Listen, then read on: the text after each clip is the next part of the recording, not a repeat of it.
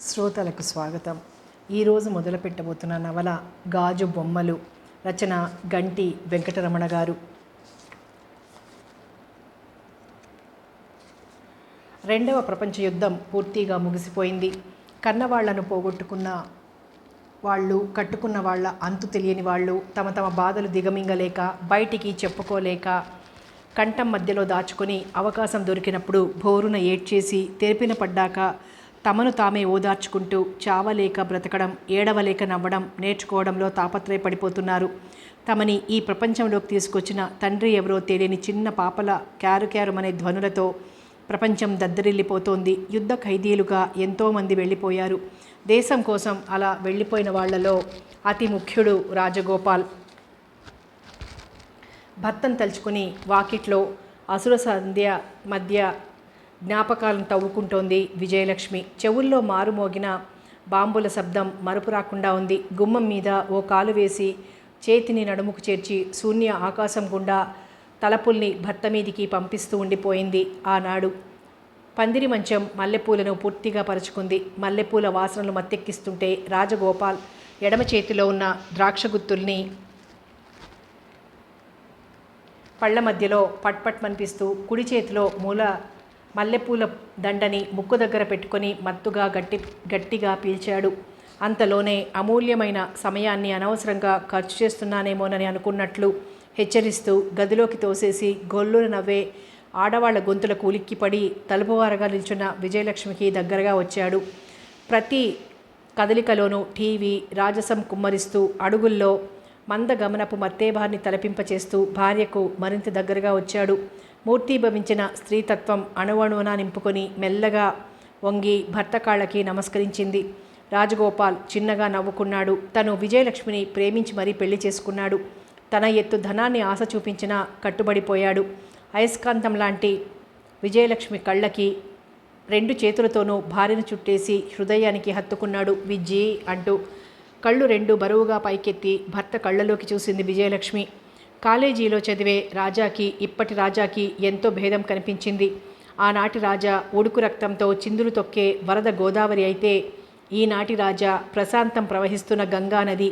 ఆనాటి రౌడీ రాజా ఇవాళ ఎదురు దెబ్బల ధాటికి పూర్తిగా మారిపోయి జీవితాన్ని పరిస్థితుల్ని అర్థం చేసుకొని మనిషిగా ఉన్న విలువను క్షణక్షణం గుర్తుకు తెచ్చుకుంటూ బ్రతుకును బంగారు పంట పండించాలనుకుంటున్న గాంభీర్యమూర్తి. నేనంటే నీకు ఇష్టమేనా? ముందుకు వంగి భార్య చెవిలో గుసగుసలాడాడు. నవ్వింది విజయలక్ష్మి. భర్త వక్షస్థలం మీద రెండు చేతులు అంచి తల పైకెత్తి ఆ మొహంలోకి చూస్తూ, నేను చాలా అదృష్టవంతురాలిని. మిమ్మల్ని నిజంగా ఎవ్వరూ అర్థం చేసుకోలేకపోయారు అంది బాధగా. పోన్లే విజ్జి, నువ్వు నాకు తోడుగా ఎప్పటికీ ఇలాగే ఉంటే నన్ను పుట్టించిన భగవంతుడు అర్థం చేసుకోకపోయినా పర్వాలేదోయ్. రాజగోపాల్ భార్య చెంపల మీద ముద్దు పెట్టుకుంటూ మెల్లగా అన్నాడు. చూడు విజ్జి, నాకు మాట ఇస్తావా? ఏమిటది? మనకి ఆడపిల్ల అంటూ పుడితే రాజేశ్వరి అనే పేరు పెట్టుకోవాలి, మర్చిపోవద్దు. ఏమంటావు? పోండి. భర్తను రెండు చేతులతో తోసేసింది విజయలక్ష్మి. ఆలు లేదు చూలు లేదు. కొడుకు పేరు పెట్టబోయాడట వెనకటికెవరో. అతని మొహం నీలి నీడలు పులుముకుంది. మెర్క్యూరీ లైట్ల కాంతిలో విజయలక్ష్మికి చూపిస్తూ అతని కళ్ళు ఉదారంగుకు మారిపోయి ఆ కన్నుల్లో ఉన్న నీటిని చూస్తుంటే నీళ్లల్లో చిన్న చిన్న చేపపిల్లలా మెరుస్తున్నాయి. కంగారుగా అంది. మీ బాధ నాకు చెప్పండి. విజయలక్ష్మి ఒడిలో తలదూర్చి వెల్లకిలా పడుకుని రెండు చేతులు ఆ తల క్రిందికి పోనిచ్చి కాలు మీద కాలు వేసుకుని తల ఎత్తి భార్య కళ్ళలోకి చూశాడు. చెప్పండి ఆత్రతగా అంది విజయలక్ష్మి. చిన్నగా దగ్గి ప్రారంభించాడు. నాన్నగారినే పోలేనని అమ్మ అంటుండేది. జమీందారీ కుటుంబాల్లో వచ్చే ఆనవాయితీని నేను పోగొట్టుకోలేకపోయాను. జమీందారు అనేవాడు ఎంత విలాసంగా ఉంటే అంత డిగ్నిటీ. నాన్న తరచూ అమలాపురం వెళ్ళి రాత్రిళ్ళు ఇంటికి వచ్చే ముందు ఒంటి నిండా అత్తరు గుమగుమలతో మత్తు వాసనలతో అడుగు పెట్టేవాడు. నాన్నగారు ముక్కు పీలుస్తున్నా చుట్ట కాలుస్తున్నా ఆయన పల్లికలో ఎక్కడికి వెళ్ళినా నాకు ఆ రాజభోగాల్ని అనుభవించాలని ఉండేది అని కాసేపు ఆగి, అప్పటికి నా వయసెంత ఉండుంటుందంటావు అన్నాడు భార్య కళ్ళల్లోకి చూస్తూ. విజయలక్ష్మి తల ఊపింది తెలియదన్నట్లు. పట్టుమని 10 ఏళ్ళు ఉండవు విజ్జి. నాన్నగారు చూడకుండా తోటల్లోకి పరిగెత్తికెళ్ళి అక్కడే ఘాటుగా చుట్ట పీల్చేవాడిని. నా ఇష్టానికి తిరుగులేదు ఆ ఇంట్లో. క్రమంగా నేను పెద్దవాడినవుతున్నాను. నాన్నగారు వెళ్లే ఊరిలో ఏముందో తెలుసుకోవాలనే కుతూహలం నానాటికి పెరిగిపోతున్నది. ఆ తరువాత కాలేజీ జీవితంలో అడుగుపెట్టాను. అంతే, తెలిసిపోయింది.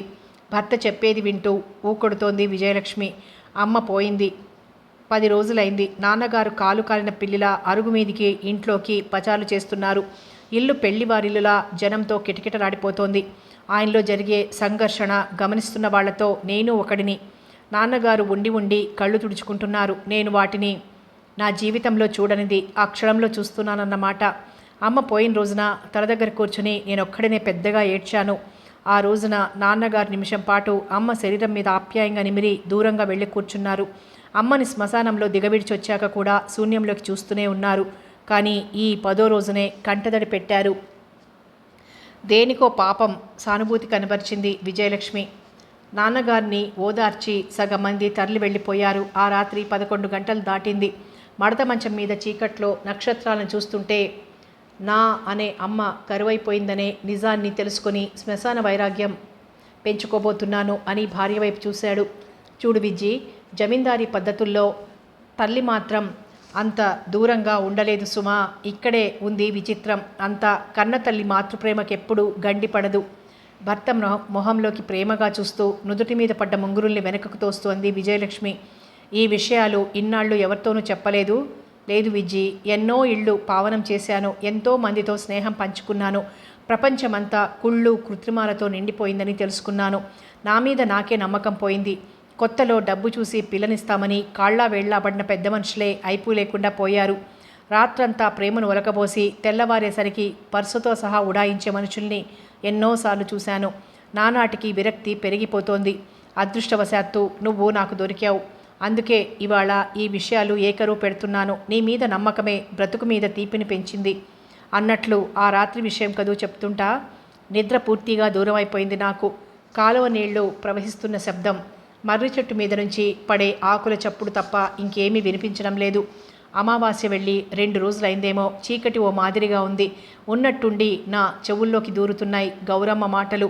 మిమ్మల్ని సూత్తే గాని పోనంటున్నది బాబు పానం అని. గౌరమ్మ నాన్నగారి చిన్నతనంలో వచ్చి జీవితాంతం అంటిపెట్టుకున్న నమ్మకమైన నౌకరు. అతనే అంటున్నాడు. నా చెవులు పూర్తిగా అటువైపు ఉండిపోయాయి. రండి బాబు, ఇప్పుడింకా ఎవరూ లేరు. నాన్నగారు మెల్లగా లేచారు. ఫర్లాంగ్ దూరం వెళ్ళాక నేను బయలుదేరాను. అంతే. 2 సందులు దాటి 3వ సందు మొదటి ఇంట్లో అడుగుపెట్టారు. భార్య పోయి 14 రోజులైతే గాని భర్తలు కదలకూడదంటారు. మరి ఈయన చేస్తున్న పని? అవధాని మాస్టారి భార్య జానకమ్మ గారు. అవును, ఆవిడికే 4 రోజులుగా ముమ్మరంగా వచ్చింది జ్వరం. అయితే ఆవిడకి ఈయనకి నేను BA చదువుతున్నాను. ఛీ, నా మనసు పూర్తిగా అదిమేశాను. అమ్మలాంటి ఆవిడ. ఆవిడ కాదు, నాన్నగారిని చూడాలని ఉందట. మరి ఆ ఇంట జరగబోతున్నది ఏమిటి? మాస్టర్ వీధిలోకి వచ్చి నాన్నగారిని అమాంతం కౌగిలించుకున్నారు. సమయానికి వచ్చారు వెంకట్రామయ్య గారు. జానకి ప్రాణం మీకోసమే కొట్టుకులాడుతోంది. మాస్టారి గొంతులో దుఃఖం స్పష్టంగా వినిపిస్తోంది. ఆ పరిసరాలు నాకు బాగా పరిచయం ఉన్నవే. డొంకలు దాటితే గుంటలాంటి ప్రదేశం వస్తుంది. అక్కడే చాలా కొబ్బరి చెట్లున్నాయి. కొబ్బరి చెట్టు ఎక్కడం నాకేమంత ప్రయాస కాదు. ఆ చెట్టు మీద నుంచి చూస్తే చాలా వరకు మాస్టర్ ఇంట్లో జరిగే ప్రతి పని కనిపిస్తుంది. నాన్నగారు జానకమ్మ గారి మంచానికి దగ్గరగా నేల మీద మోకాళ్ళాంచి కూర్చున్నారు. పెరట్లో గుడ్డి దీపం వెలుతుల్లో మసకమసగా కనిపిస్తోంది. నాన్నగారు వంగొని ఆవిడ్ని ముద్దు పెట్టుకున్నారు. నా కళ్ళు బయలు కమ్మి తూలి క్రింద పడిపోకుండా కాళ్ళు నేర్పుగా పట్టుకున్నాయి చెట్టుని. మాస్టారు ఎదురుగా నా తల తిరిగిపోతోంది. ఆవిడ 2 చేతులు పైకెత్తి నాన్నగారి ఉంగరాల జుట్టులోకి వేళ్లని పోనిచ్చి దేనికోసమో వెతుకుతోంది. మాటలు వినబట్టం లేదు. చెట్టు మీద నుంచి క్రిందికి దూకానో దిగానో కూడా నాకు తెలియదు. తెలిసిందల్లా ఒక్కటే, ప్రాణానికి ప్రాణంగా ప్రేమించిన ఈవిడ కోసమే ఆయన రోజూ అమలాపురం వెళ్ళేవారు. బెనారస్ పట్టుచీరలు తెప్పించేది, సంవత్సరానికి పంటలో కొంత ధాన్యం పంపేది ఈవిడకే అన్నమాట. నాన్నగారి జమీందారీ హారతి కర్పూరం అయిపోతే అందుకు కారణం జానకమ్మ కానే కాదు. నాన్నగారి విషయం రట్టు చెయ్యం అని బ్లాక్మెయిల్ చేసే మధ్యవర్తులది. దీర్ఘంగా నిట్టూర్చాడు రాజా. విజ్జి, మనం ప్రేమించుకున్నామంటే కొంతకాలం చెప్పుకొని పెళ్లి చేసుకున్నాం అని తెలియగానే టక్కున నోరు మూసేసుకుంటుంది సంఘం. ఆ రోజుల్లో అలా కాదు. 2వ పెళ్లి చేసుకునే తాహతు ఉన్న జానకమ్మ భర్త ఉన్నారు. అందుకే నాన్నగారు నలిగిపోయారు. మరి ఈ సంగతి అత్తయ్యకు తెలీదా? మెల్లిగా అడిగింది విజయ. తల ఊపాడు రాజా. అమ్మకు అన్ని విషయాలు తెలుసు విజ్జి. తెలిసే ఇన్ని భరించి సాధ్వి కాగలిగింది. నాన్నగారు అమ్మకి ఏ లోటు చేయలేదు. మరి అవధాని గారు ఎలా ఊరుకున్నారు? నవ్వాడు రాజా.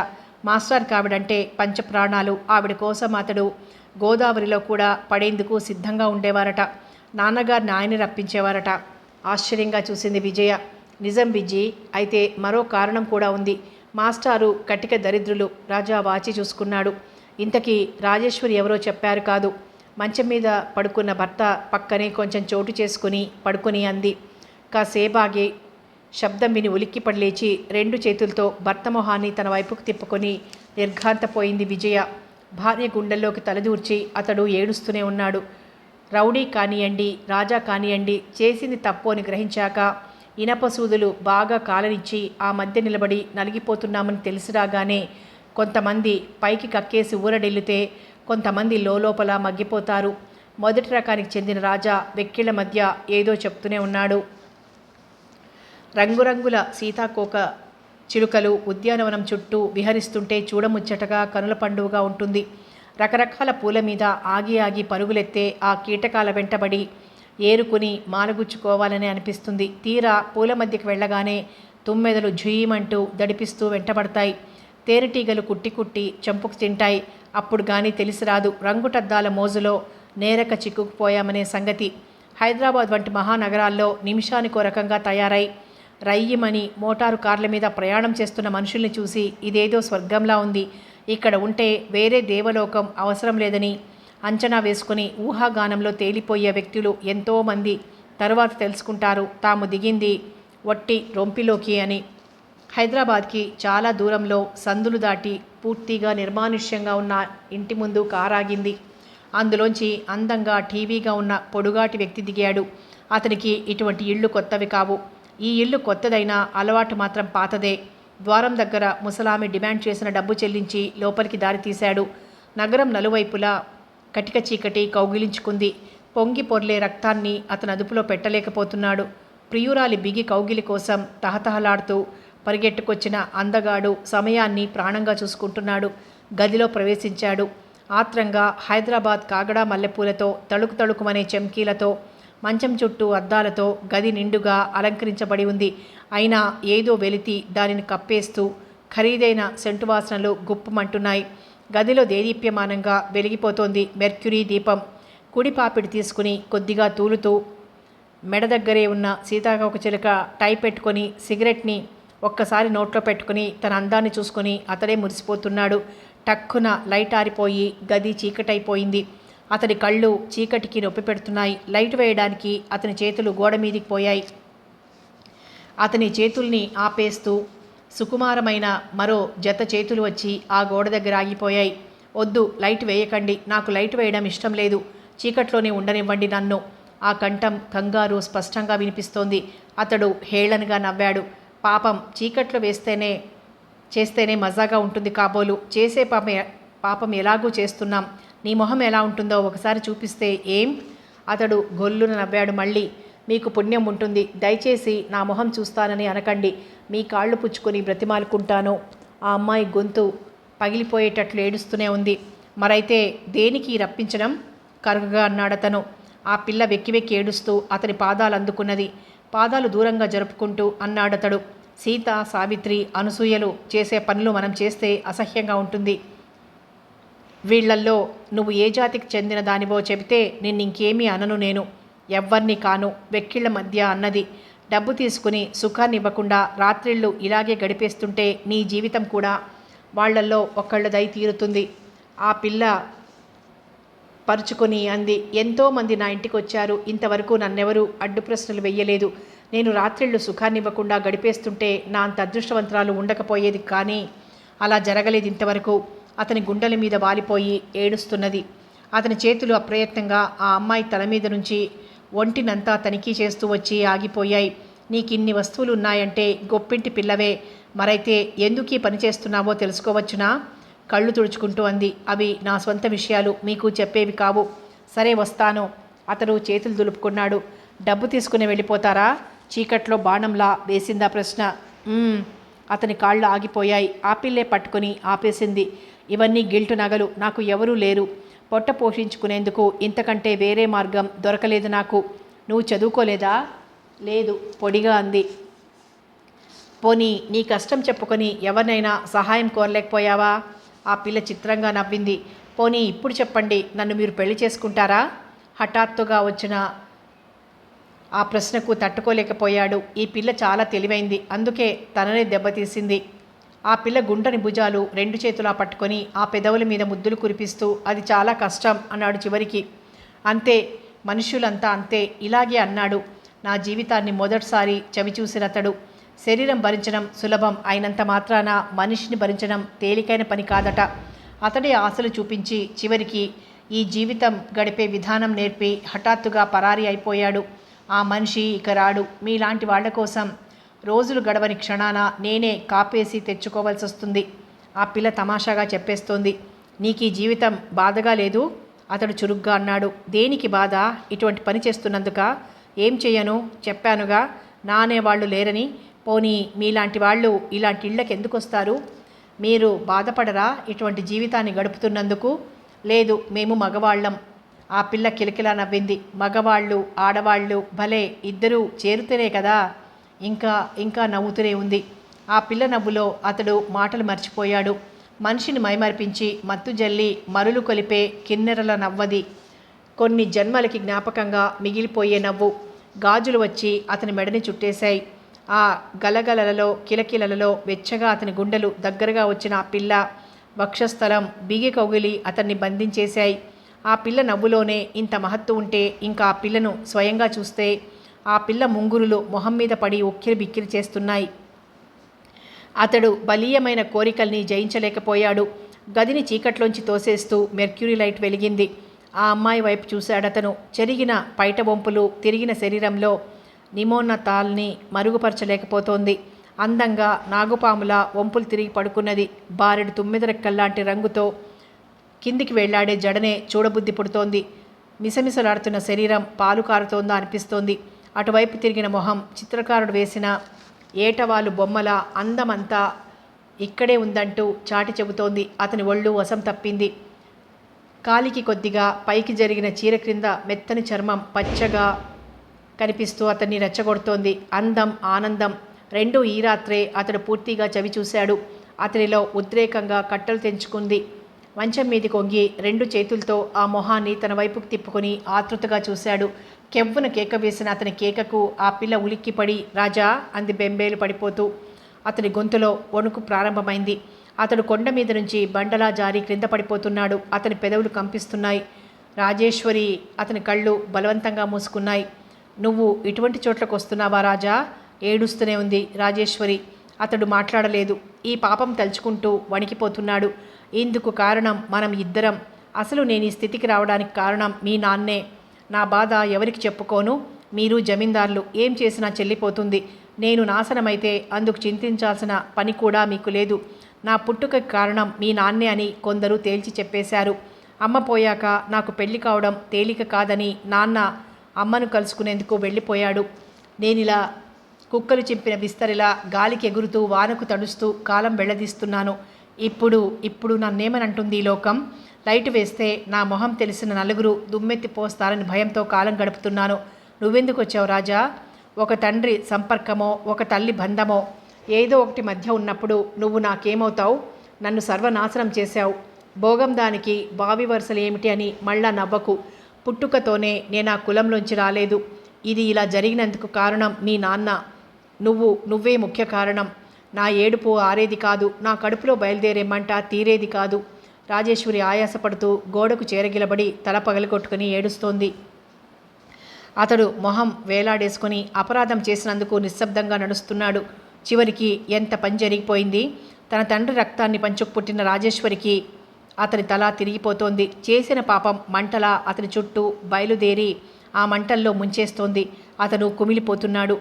భూమిలోకి దించుకుపోతున్నట్లు, ఆకాశం బద్దలై నెత్తిన పడుతున్నట్లు, ప్రపంచం గొంతు చించుకుని నవ్వుతున్నట్లు అతని మెదడులో భయంకరమైన ధ్వనులు వినిపిస్తున్నాయి. రాజేశ్వరి హృదయ విదారకంగా ఏడుస్తున్న శబ్దం అతన్ని గుణపాలతో పొడుస్తోంది. అణువణువున తన మీద అసహనం పేరుకుపోతోంది. అతను దిక్కులు చూస్తున్నాడు. వెర్రివాడిలాగా చేతులు జోడించి కనిపించిన భగవంతుణ్ణి ఎవరికీ వినిపించని స్థాయిలో వేడుకుంటున్నాడు. అతడు జీవితంలో అటువంటి ఇళ్లకు వెళ్ళడం అదే చివరిసారి. గాయం పాతదే అయినా మచ్చ మాయదు. ఆ మచ్చని చూసినా చూడకపోయినా అప్పుడు అనుభవించిన బాధ ఏదో విధంగా గుర్తునానే వస్తుంది. నీలి మేఘాల్లాంటి భయాలు మొహంలో దోబూచులాడి 1000 నాలుకలతో విజృంభిస్తూ భయపడుతుంటే ఎంతటి వాడైనా తలవాల్చి దుఃఖంలో మునిగిపోవలసిందే. విజయలక్ష్మి కళ్ళు తుడుచుకుంది. భర్త చేతుల్ని అనురాగంతో తన చేతుల్లోకి తీసుకుని, తెలియక చేసింది నేరం కాదు, మీరు బెంగ పెట్టుకోకండి. రాజేశ్వరి అలా బ్రతికే కన్నా ఆ రాత్రే చచ్చిపోవడం ఎంతో మంచిదైంది. రాజేశ్వరి పేరు తప్పకుండా భగవంతుడు మనకు ప్రసాదిస్తే ఆ బిడ్డకో బాబుకో తప్పకుండా పెట్టుకుందాం. రాజగోపాల్ మెడ చుట్టూ చేతులు వేసి నిండు మనసుతో అతని అపరాధాన్ని క్షమించి ఓదార్చి ఆ పవిత్రమైన రాత్రిని దొర్లించేసింది. ఆ తరువాత మంచం మీద బోర్లా పడుకుని తలెత్తి భర్త మొహంలోకి చూసింది. 2-3 నెలల మధ్య నిండుగా పచ్చని చెంపలతో అందాన్ని రెట్టింపు చేసుకుని కోపాన్ని పులుముకొని ముడుచుకుపోయిన మొహంలో కనుల్లో కదిలే నీటి బిందువుల్ని దిగమింగుతూ ఉండిపోయింది విజయ. నా వైపు చూడబోయ్ విజ్జి గడ్డం పుచ్చుకొని మొహం పైకెత్తి భార్య కళ్ళలోకి చూశాడు. ఎర్రని జీరల్లోంచి తెల్లని ముత్యాల్లాంటి బిందువులు టప్పున రాలి పచ్చని బుగ్గల్ని తడిపేస్తున్నాయి. ఆ బుగ్గ మీద నీటి బిందువుని కొనగోటితో చిదిపి, నువ్వు ఏడవకు విజ్జి అన్నాడు అతి నెమ్మదిగా. మీరు ఒకరు వెళ్ళకపోతే వచ్చిన నష్టమేమిటో మీకు అభిప్రాయం ఉందని ముందే ఎందుకు చెప్పలేదు నాకు? మీరు వెళ్ళొద్దు ప్లీజ్. విజయ కన్నీటిని తుడుస్తున్న ఆ చేతుల్ని పట్టుకొని ప్రాధేయపడింది. తప్పదు విజ్జి. అతను పందిరి మంచం పట్టెకి చేరగిలబడ్డాడు. దేశం నలుమూలలా యుద్ధంలోకి పోతుంటే నేను ముడుచుకొని కూర్చోలేను. అతని కంఠం రాళ్లను సైతం బద్దలు చేసేట్టుంది. కనుబొమ్మలు ముడివేసి భర్త మొహంలో ఏదో వెతికేందుకు ప్రయత్నం చేస్తోంది. మిలిటరీ శిక్షణ తాలూకా కాఠిన్యాన్ని అణువణువున జీర్ణం చేసుకున్నట్లు మొహంలో స్పష్టంగా కనిపిస్తోంది. ఎర్రగా బలంగా కావలసినంత దర్జాని నింపుకొని కండలు తిరిగి బుగ్గల మీద దుబ్బుగా మీసాల్ని పెంచి అందంలో భయం అంటే ఏమిటో చూపిస్తున్నది రాజగోపాల్ రూపం. కనురెప్పలు తటతటలాడుతుంటే చెర్నాకోల్తో లాగి దెబ్బలేస్తున్నట్లనిపిస్తోంది. మీసాల మీదికి పోయిన ఆ చేతులు శత్రు సంహారాన్ని సూచిస్తున్నాయి. అది కాదండి, భయం భయంగా అంది విజయ. ఏది కాదు? నేను గాజులు తొడుక్కోలేదు విజ్జి. అమాంతం భార్యను 2 చేతులతో ఒకసారి పైకెత్తి పెదవుల వరకు పోనిచ్చాడు. నువ్వంటే నాకు ప్రాణం అంటూ కాదని అనలేను. తను భర్తను వదిలి ఉండగలదా? మన పాప కోసం. క్షణం రాజగోపాల్ కళ్ళు బాధను నింపుకొని మరుక్షణం ప్రశాంతంగా మారిపోయాయి. యుద్ధం పూర్తి అయిన తర్వాత పాపను వదిలి క్షణం ఉండని విజ్జి. భార్య కడుపులో కదిలే పాపను గూర్చి చేసిన ప్రణాళికలు అతని మొహంలో ప్రశాంతతని నిల్వ చేస్తున్నాయి. ఆస్తి పోగొట్టుకొని మిలిటరీలో చేరి బ్రతుకులో శాంతి కోసం వెతుకుతున్న రాజాకి కెలుక్కుమంటూ రాజేశ్వరి జ్ఞాపకమే మిగిలి లేకపోతే ప్రాణాలు పోగొట్టుకునే ఈ ఉద్యోగమే అవసరం లేకపోయేదేమో. యుద్ధంలో మరణిస్తే ఈ కోరిక అతని పాలిట వరం లాంటిది. ఈ సంగతి విజయ్కి తెలుసు. అతని వేదన అటువంటిది. తను కాదనలేదు. కానీ తన భర్త తనకు దూరం కాకూడదు. ఆ స్వార్థంలో అతన్ని బంధించేయాలని వ్యర్థ ప్రయత్నం చేసి విఫలురాలైపోయింది. అనుభవించిన సుఖం 3 రోజుల ముచ్చటగా మారిపోయింది. యుద్ధం ఇప్పుడే రావాలా? అతన్ని తన కౌగిలిలో బంధించి ఆపేయడానికి ఆమెలో ఉన్న శక్తి చాల్లేదు. అందుకే అతడు విహంగంలా ఎగిరిపోయి పట్టుబడి జైలు శిక్ష అనుభవిస్తున్నాడు మరో దేశంలో.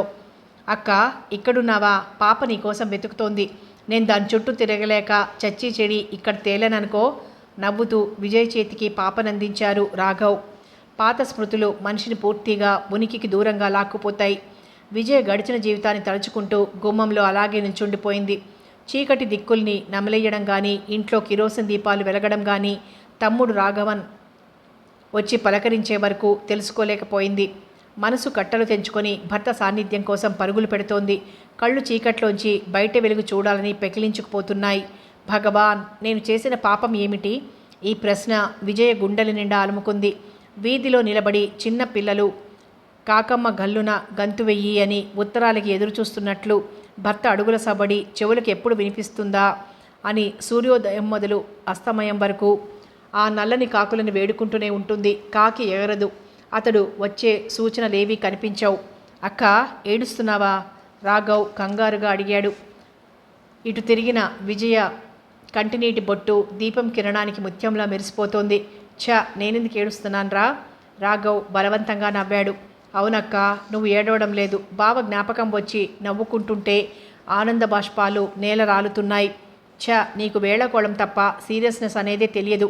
విజయ పుస్తకాలు ముందేసుకొని పేపర్లు దిద్ది మార్కులు వేస్తూ కాళ్ల మీద పాపని జోకొడుతోంది. అక్క, బావ ఉత్తరం రాశారు, చదివావా? అక్క విచారం పోగొట్టాలని రాఘవ్ చేస్తున్న ప్రయత్నం గ్రహించింది విజయ. చదివాను, నువ్వేం బెంగ పెట్టుకోకు విజ్జి, మన రాజేశ్వరిని రాఘవ్కి ఇచ్చి పెళ్లి చేసేద్దాం అని రాశారు. పగలబడి నవ్వాడు రాఘవ్. అయితే అక్కయ్య, నీ బెంగ బాధ రాజు పెళ్లి గురించే అన్నమాట. బాగుంది, వెరీ గుడ్, విన్నావట్రా అన్నాడు గుమ్మంలోకి చూస్తూ. శ్రీకాంత్ గడపలో అడుగుపెట్టి చిన్నగా నవ్వాడు.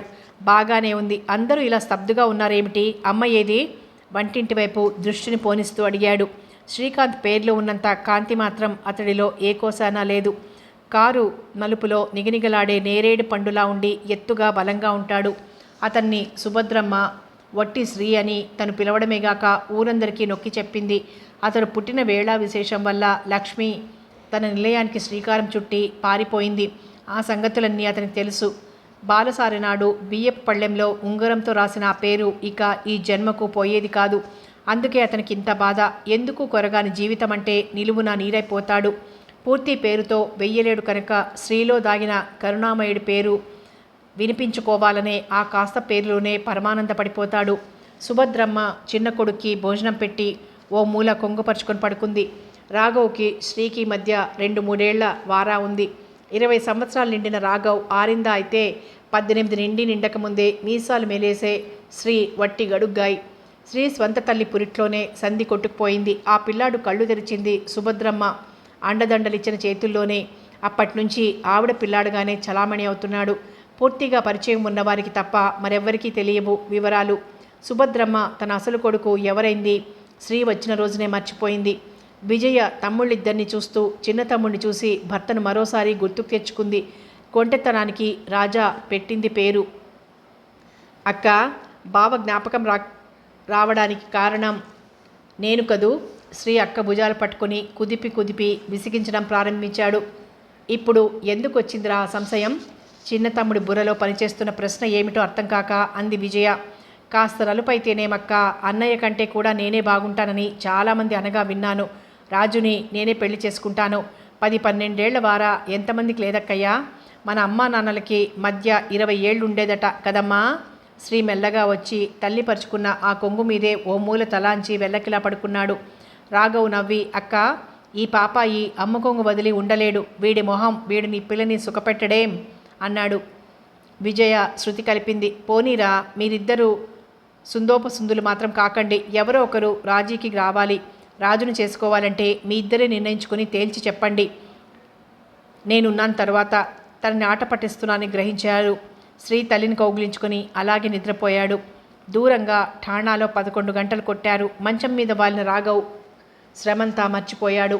తల్లి పక్కనే పడుకున్న రాజేశ్వరి చంద్రుడి కేసు చూస్తోంది.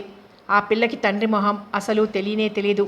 6 ఏళ్ల పిల్లలు అమ్మా నాన్న అనుకోవడం చాలాసార్లు విన్నది. కానీ ఆ రెండో పదం ఎటువంటి వారిని గురించి ఏర్పడిందో అర్థం కాలేదు. పోనీ తను కాకపోతే మేనమామలైనా పిలవచ్చునే, అదెలా? ఆ మనిషి లేడు. ఆ సంగతి చిన్నారి రాజుకు తెలియదు. ఏమిటో ఆ పదం భలే గమ్మత్తు అనిపించి తనలో తనే 1-2 సార్లు అనుకుంటుంది, నాన్న నాన్న అని.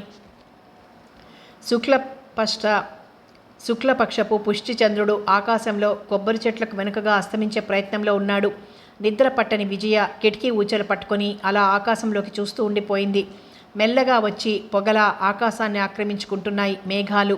నక్షత్రాలు ముత్యాలు తెగిపడినట్లు ఆకాశాన్ని పరుచుకున్నాయి. మంచం మీదికి చేరినాయి. మెల్లగా అటు ఇటు దొర్లుతూనే ఉంది. పిల్లవి గుండెలకి చేర్చుకుంటూ రాజా కోసం పరితపించుతున్న విజయ గొడవ ప్రపంచానికి అంత పట్టింపు లేదు. పుట్టిన ఏడాది లోపల పాప చేతులు కాగితం మీద అచ్చువేసి నాన్నగారికి అని తనే ఉత్తరం రాసింది. ఆ తర్వాత ఎన్నో ఉత్తరాలకి జవాబులు వచ్చేవి. భర్త రేపొస్తాడనే ధ్యాసతో విజయ బ్రతుకు మీద ఆశ పెంచుకుంది. సుమారు 5 సంవత్సరాలు గడిచిపోయాయి. సుఖదుఖాలు వెన్నంటే ఉంటాయి ఈ మానవ జీవితాలకు అనే సంగతి అనుభవం మీద తెలుసుకుంది. ఈ జీవితంలో సుఖపడే యుగం కూడా లేదని సులభంగా గ్రహించింది. భర్త రాసే ఉత్తరాలు మొదట్లో తీవ్రంగా, అటు తర్వాత పలచబడి ఇప్పుడు 2 సంవత్సరాలుగా పూర్తిగా రూపుమాసిపోయాయి. కొత్తలో గుండెలు బద్దలు చేసుకుని ఏడిస్తే ఇప్పుడు మౌనంగా కంటతడి పెట్టడం నేర్చుకుంది విజయ. మెట్ల మీదుగా 2 గుమ్మాలు ఒక్కోసారి దాటేస్తూ వచ్చాడు రామకృష్ణయ్య.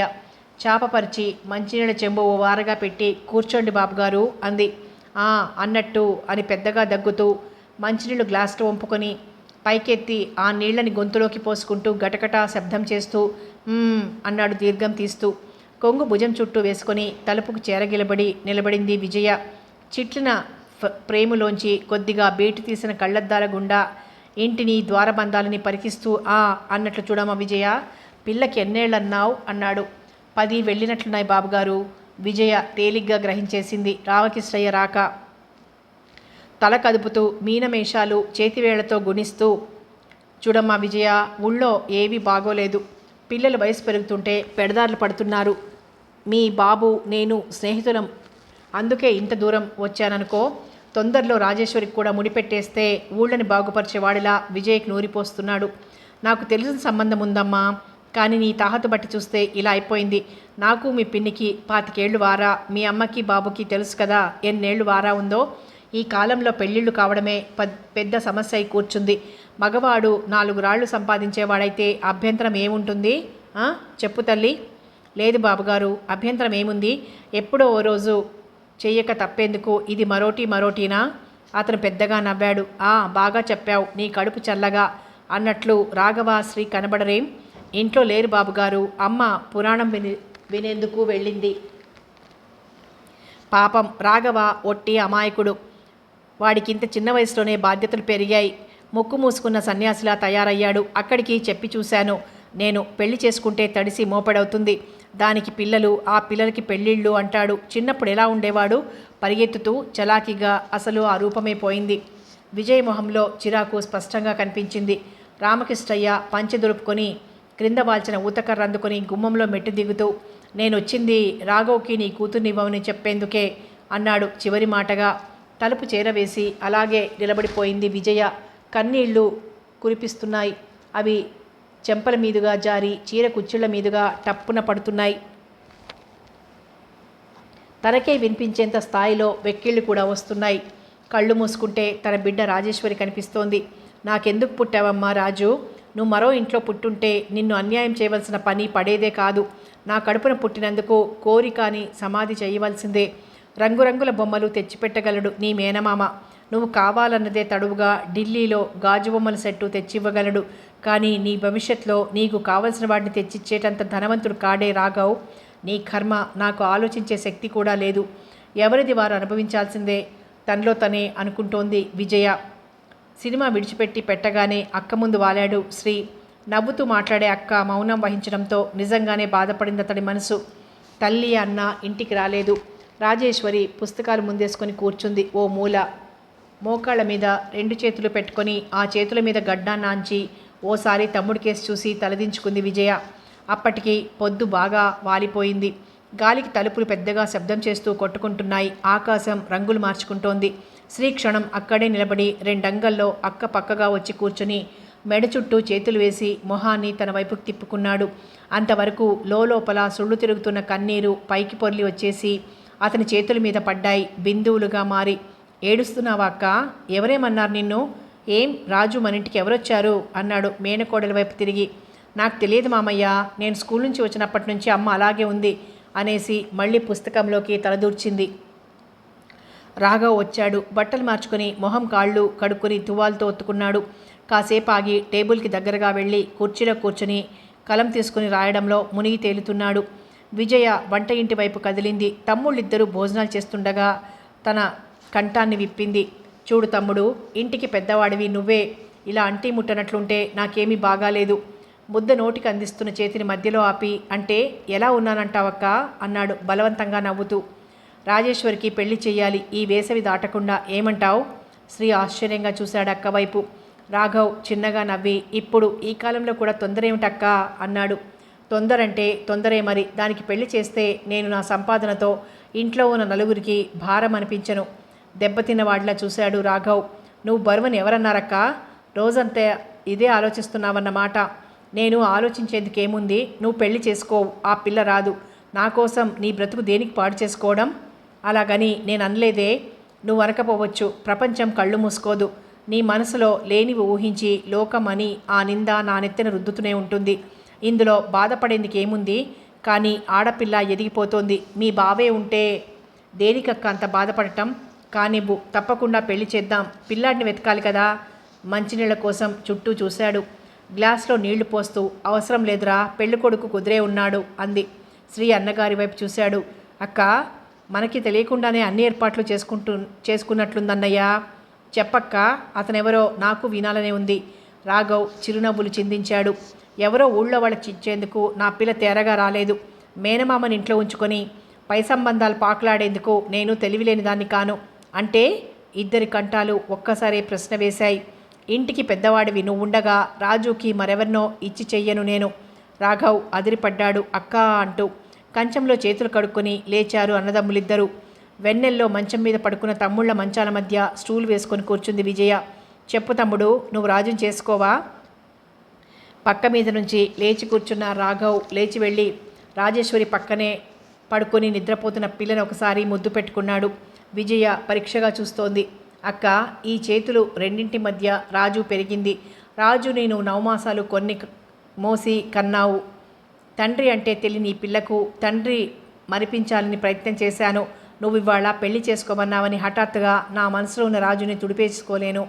నీకు జ్ఞాపకం ఉందో లేదో, ఈ గుండెల మీద కూర్చుని ఆడే రాజు హఠాత్తుగా ఇక్కడే నిద్రపోయేది. అలా పెరిగి 10-11 ఏళ్ళు తెచ్చుకుంది. నాకు రాజు అంటే మరే ఉద్దేశం లేదక్కా. అది నా కూతురు కన్నా ఎక్కువ. క్షమించు, నేను దానికి అన్యాయం చెయ్యను. లోకంలో తండ్రి కూతుళ్ల బాంధవ్యానికి కళంకం తెచ్చేందుకు నేను చదువుకున్నానక్క. ఈ పిల్ల నా భావంతో ఎప్పటికీ చూడలేను. ఖచ్చితంగా ముక్కుకు సూటిగా కుండ బద్దలు కొట్టినట్లన్నాడు. విజయ మరి మాట్లాడలేదు. బాగా చెప్పాడు, బుద్ధి వచ్చేటట్లు, మెత్తని చెప్పుచ్చుకొని కొట్టినట్లు. జ్ఞానం ఉందా నీకు? ఎవడో పెద్ద మనిషి ఏదో సలహా ఇచ్చాడని ఆలోచించకుండా అనేయడమేనా? రాజుని రాఘవ్ ఎలా చూశాడు? కోరిందలా తెచ్చిస్తూ తండ్రిని మించిన తండ్రిగా ఆదుకుంటే ఛీ, మనసు హేళన చేస్తుంటే విజయ ముసుగు తన్ని పడుకుంది. రాఘవ్ ఆలోచనలు మరో దారి పట్టాయి. పెళ్లి చేసుకోకుండా ఉండడం కూడా ఇంత కష్టం అనుకోలేదు. ఇన్నాళ్ళు ఒంటరిగా ఉన్న స్త్రీ పురుషుల్ని చూస్తే ఊరుకోది ప్రపంచం. రోజు గడుస్తుంటే ఆ రోజులో ఎంతోమంది అడుగుతూనే ఉంటారు, ఏం రాఘవ్, ఈ జన్మకు పప్పన్నం తినిపించేటట్లు లేవే అని మొహం వాచినట్లు. తను పెళ్లి చేసుకుంటే ఆదాయం తక్కువ, ఇంట్లో అంతకంతకు పెరిగే సమస్యలు ఎక్కువ. పోనీ ఇలాగే గడిపేస్తే ఏమవుతుంది? తనకి ఓ భార్య, తనలో తనే నవ్వుకున్నాడు. అనుకునేవాడు చిన్నప్పుడు తను రాణి లాంటి పిల్లని చేసుకుని రాయుడుగారి మేడంత ఇంట్లో ఆడుకోవాలని. అవి రెండు కనుచూపు మేరలో అగుపించడం లేదు. మనసులో మెదిలింది. ఈ చెల్లని చిరుగాలికి వెచ్చనివిగో మనసుని అదిమేశాడు. క్రమంగా కార్ఖానాలో చేసిన పనికి విశ్రాంతి కావాల్సి వచ్చింది. మత్తుగా నిద్రలోకి ఒరిగిపోయాడు. కథ కొనసాగుతుంది.